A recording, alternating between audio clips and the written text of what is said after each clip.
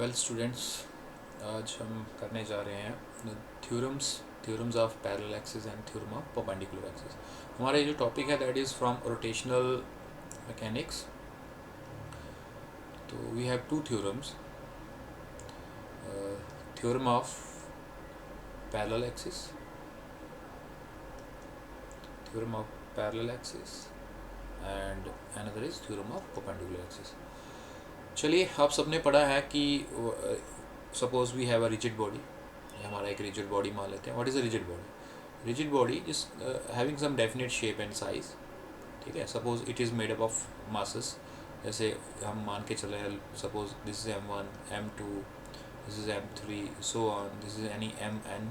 तो अगर ये नंबर ऑफ मासेस की बनी हुई है एंड ड्यूरिंग इट्स मोशन, ये जो डिस्टेंस है बिटवीन डिफरेंट मासेस, ये जो हम देख रहे हैं, जो भी डिस्टेंस है between any mass, that should not change. So we can ignore this change during the motion of such bodies. Such bodies are basically rigid bodies. जहाँ कहिए कि जिनके ऊपर अगर हम कोई फोर्स भी एक्ट करवाते हैं, क्योंकि कोई भी बॉडी तो मूव तभी करेगी जब कोई फोर्स एक्ट करेगी, तो जो कांस्टेंट पार्टिकल्स हैं वो अपनी कॉन्फ़िगरेशन चेंज नहीं कर रहे, वो जहाँ पे हैं लोकेटेड वहीं के वहीं रहेंगे. Such a body is said to be as a rigid body. और इसमें एक चीज़ हमने निकाला था, इसका centre of mass. What is centre of mass? Centre of mass होता है वो point where whole mass of the body is suppose to be concentrated. Suppose जैसे इसका सेंटर ऑफ मास हम यहाँ लोकेट करें, और सेंटर ऑफ मास पे we have masses located at different locations, but total mass, effective mass is located somewhere. अगर वो point, ये जो मैंने डार्क पॉइंट मार्क किया है आपके लिए, इसको हम कह सकते हैं that whole mass of the body is concentrated है. So that point is named as center of mass. चलिए, अब हम आते हैं थ्योरम ऑफ पैरेलल एक्सिस. क्या कहती है थ्योरम ऑफ पैरेलल एक्सिस? चलिए, एक रिजिड बॉडी ले लेते हैं. ठीक है, कोई भी एक रिजिड बॉडी हमने चूज़ कर ली. इसका सेंटर ऑफ मास कहीं ना कहीं तो होगा. सपोज इसका सेंटर ऑफ मास यहाँ पे कहीं लोकेटेड है. This is CM, this is centre of मास. चलिए, एक एक्सिस हम बना लेते हैं. यहाँ से एक्सिस एक क्रॉस करते हैं, सेंटर ऑफ मास एक्सिस. इसका कोई एक्सिस का नाम रख लेते हैं. Let it any KL axis which is passing through the centre of मास. एक और एक्सिस बनाएंगे जो इसी बॉडी से निकल के आ रही है, और इसका नाम रख लेते हैं एक्सिस AB, जो किसी भी पॉइंट से पास कर रही होगी. और मान के चलिए कि ये जो हमारी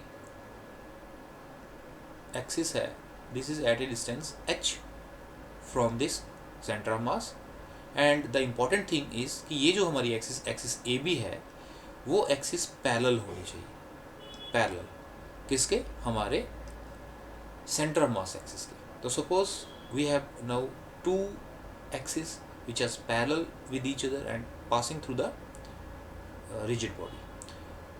Then what is theorem of parallel axis? Theorem of parallel axis कहती है, it says that we have to find the moment of inertia. Again, हमें बताना कितना मोमेंट ऑफ इनर्शिया कहाँ पे? हमारी एक्सिस AB के क्रॉस. हमारी एक्सिस AB के क्रॉस मोमेंट ऑफ इनर्शिया कितना होगा? तो इसके क्रॉस मोमेंट ऑफ इनर्शिया कितना होगा? यहाँ पे हमें कितना मास दिखेगा? जब ऑब्जेक्ट इस एक्सिस के अबाउट रोटेट करेगा, तो हम इस रिजिड बॉडी का टोटल जो इनर्शियल हमारा रोटेशनल मास है वो कितना दिखेगा? तो पहले हम ये मान के चलें कि दिस CM, ये वो पॉइंट है जहाँ पे इसका टोटल मास, इसको मैं टोटल मास M मान के चलूँ, इट इज़ लोकेटेड. तो हमें वहाँ का भी मोमेंट ऑफ इनर्शिया पता होना चाहिए. Let that moment of inertia is what? That is moment of inertia I about that axis KL. And second, हमारा जो एक्सिस है, एक्सिस AB, जिसके क्रॉस हम निकालना चाहते हैं moment of inertia, which is IAB, वो कितना होना चाहिए? वो होगा as per the theorem that moment of inertia about an axis AB is how much? It is equal to moment of inertia about centre of mass axis, mean it is equal to IKL plus ये हमारे पास ये जो centre of मास है यहाँ से कितनी दूर located है? एट ए डिस्टेंस h है. तो ये होगा MH². So total moment of inertia about any axis AB is how much? It is equal to the moment of inertia about center of mass axis plus moment of inertia of the center of mass from AB axis. So your theorem says that moment of inertia of a rigid body about any axis AB, ये वाली axis जो AB है, is equal to the moment of inertia of the body about another axis KL which is passing through the center of mass, and इसमें जमा करना है हमें plus the product of the mass of the body and the square of the perpendicular distance between the two parallel axes, ये जो h था.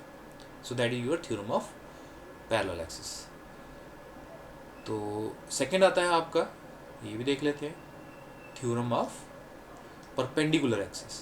Theorem of perpendicular axis क्या कहती है?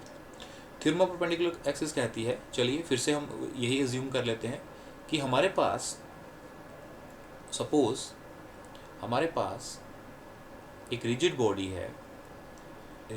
है जो कि मान के चलें आप कि एक्स वाई प्लेन में लाई कर रही है. ठीक है, कोई भी रिजिड बॉडी है which is lying in X Y axis, और हमें निकालना है moment of inertia about the Z axis. Okay, तो then what theorem of perpendicular axis says? Theorem of perpendicular axis says that moment of inertia about axis Z will be what? It will be equal to moment of inertia about the x-axis plus moment of inertia about the y-axis.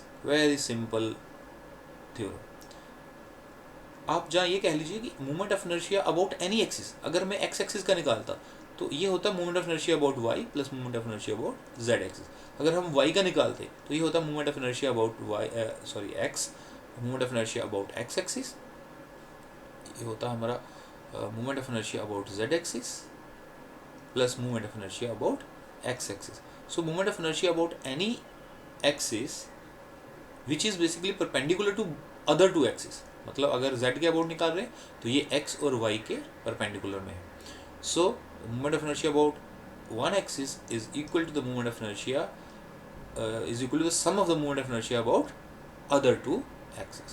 Very simple theorems. So हमें इन दोनों theorems का ध्यान में रखना है जैसे हम आगे वाला टॉपिक करेंगे, जिसमें हम निकालेंगे moment of inertia of the bodies, different bodies का, जिसमें हमारे पास जैसे हम रिंग का निकालेंगे, डिस्क का निकालेंगे, सिलेंडर का, सफ़ियर का, तो उसमें हमें ये दोनों की दोनों थ्योरम्स यूज़ होंगी. So please go through these two theorems. इसको आप 2 बार एक डायग्राम बना के रिवाइज़ करें, तो उसके बाद हम आते हैं अगले टॉपिक पे. फिर हमारा जो मोमेंट ऑफ इनर्शिया हमें निकालना है डिफरेंट शेप्स का, फिर उस पर चलते हैं. ठीक है, थैंक यू.